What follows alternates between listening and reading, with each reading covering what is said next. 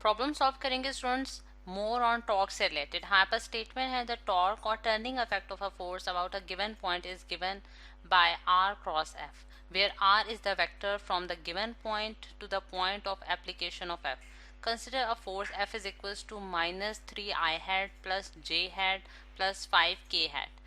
Newton's में हमने force रखी हुई है acting on the point 7 i hat plus 3j hat plus k hat, और ये मीटर्स में हमें गिवन है what is the torque in newton metre about the origin.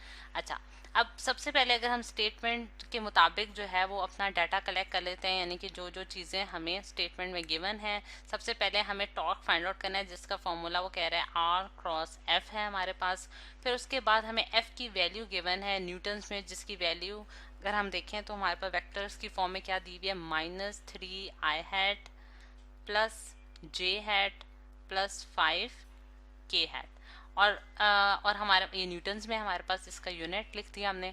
और फिर उसके बाद हमें जो है एक्टिंग ऑन अ पॉइंट, यानी एक पॉइंट दिया गया जिसको मैं ए का नाम दे रही हूँ। ए पॉइंट जो है वो हमारे पास किसके, उसकी क्या हमारे पास कोऑर्डिनेट्स हैं 7 i hat plus 3j hat plus k hat, और ये हमारे पास मीटर्स में है। और स्टूडेंट्स अब हमने क्या फाइंड आउट करना है, टॉर्क फाइंड आउट करना है। अच्छा, अब सबसे पहले हम इसके सोल्यूशन की तरफ आते हैं। सोल्यूशन में हम क्या करेंगे, सबसे एक डायग्राम रफ ड्रॉ कर लेंगे जिसके ज़रिए हम इस सिचुएशन को इमेजिन कर सकें। अब अगर हम एक ऑब्जेक्ट ले लेते हैं जिसके ऊपर हम टॉर्क यानी कि टर्निंग इफेक्ट प्रोड्यूस करना चाह रहे हैं। अगर हम देखते हैं कि ये मेरे पास ओरिजिन पॉइंट है, यानी कि ओरिजिन मैंने ये पॉइंट मैंने ओरिजिन कंसिडर किया है, और ये पॉइंट ए है जिसके ऊपर हम फोर्स अप्लाई कर रहे हैं। यानी कि अगर मैं इसको येलो वेक्टर से शो करूं तो ये वो मेरे पास पॉइंट होगा जिसके ऊपर मैं फोर्स जो है वो अप्लाई कर रही हूँ।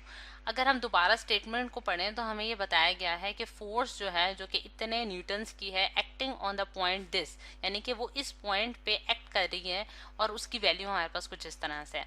और हमारे पास जो डिस्टेंस आर है, यानी कि आर डिस्टेंस क्या होगा, यानी कि जो हम कहते हैं कि हमारे पास जिसे हम मोमेंट आर्म का नाम देते हैं, यानी कि मोमेंट आर्म हमारे पास क्या होता है स्टूडेंट्स, जो कि हमारे पास परपेंडिकुलर होता है फोर्स के। तो वो अगर हम निकालें तो वो ओ ए बनता है, और ओ ए की वैल्यू हम किस तरह से निकाल सकते हैं, यानी कि हम पोजीशन वेक्टर अगर फाइंड आउट करने ए का तो हम आर की वैल्यू जो है उसको कैलकुलेट कर सकते हैं, जो कि हमारे पास अगेन क्या आ जाएगी 7i hat plus 3j hat plus k hat. और ये हमारे पास एक वेक्टर क्वांटिटी है, इसके ऊपर अगर मैं वेक्टर का साइन भी डाल देती हूँ। ठीक, अब हमने r क्रॉस f हमें दोनों वैल्यूज मालूम है, तो हम टॉर्क का जो फॉर्मूला है उसमें इनपुट कर देंगे, यानी कि r की वैल्यू हमारे पास क्या है 7i hat plus 3j hat plus k hat, और इसका मैंने क्रॉस प्रोडक्ट लेना है फोर्स के साथ, जो कि हमारे पास क्या है 3i hat plus j hat plus 5k hat. ठीक है, अब क्रॉस प्रोडक्ट जो है वो हम किस तरह से स्टूडेंट्स लेते हैं, दो वेक्टर्स के दरमियान। जिस तरह से यहाँ अगर मैं लिखूँ r क्रॉस f जो है उसको हम डिटर्मिनेंट की फॉर्म में वैल्यूज इनपुट करेंगे ताकि हम इसकी वैल्यू फाइंड आउट कर सकें। i hat j hat k hat हमारे पास respective unit vector in the x y and z direction. अब वन कोफिशेंट्स जो है 1 बाय 1 हम कोफिशेंट इसमें इनपुट करते जाएंगे। सबसे पहले मैं r वेक्टर के कोफिशेंट इनपुट करती हूँ, यानी कि 7 हमारे पास कोफिशेंट है i हैट का, 3 हमारे पास कोफिशेंट है j हैट का, और 1 कोफिशेंट है k हैट का।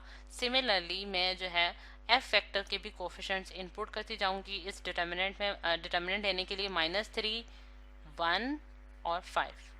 ठीक है, अब इसका हम डिटर्मिनेंट ले लेते हैं स्टूडेंट्स, यानी कि i हैट और ये वाली पूरी जो हमारे पास रो है और कॉलम है इसको हम निगलेक्ट करेंगे, और इधर हम लोग क्रॉस मल्टीप्लाई कर लेंगे। ठीक है, 3 5 15, 15 -1 और minus j hat minus sine के साथ सेकंड वाला कंपोनेंट्स लिखेंगे। ये वाली रो और ये वाला कॉलम जो है, ये वाला कॉलम और ये वाली रो हम निगलेक्ट करेंगे, और 3 5 15 नहीं 7 5 सॉरी 7 5 35 और माइनस माइनस हमारा प्लस हो जाएगा इंटू 3, और प्लस k हैट है हमारे पास स्टूडेंट्स, और k हैट ये वाला कॉलम ये वाली रो निगलेक्ट की तो 7 माइनस माइनस प्लस 3 3 9। ठीक, अच्छा अब यहाँ i हैट और यहाँ हमारे पास क्या आ गया 14, 15 -1 14 आ गया इंटू j हैट, और 35 प्लस 3 हमारे पास कितना हो गया 38 हो गया, और 7 प्लस 9 हमारे पास कितना होता है स्टूडेंट 16 के हैट आ गया। सही।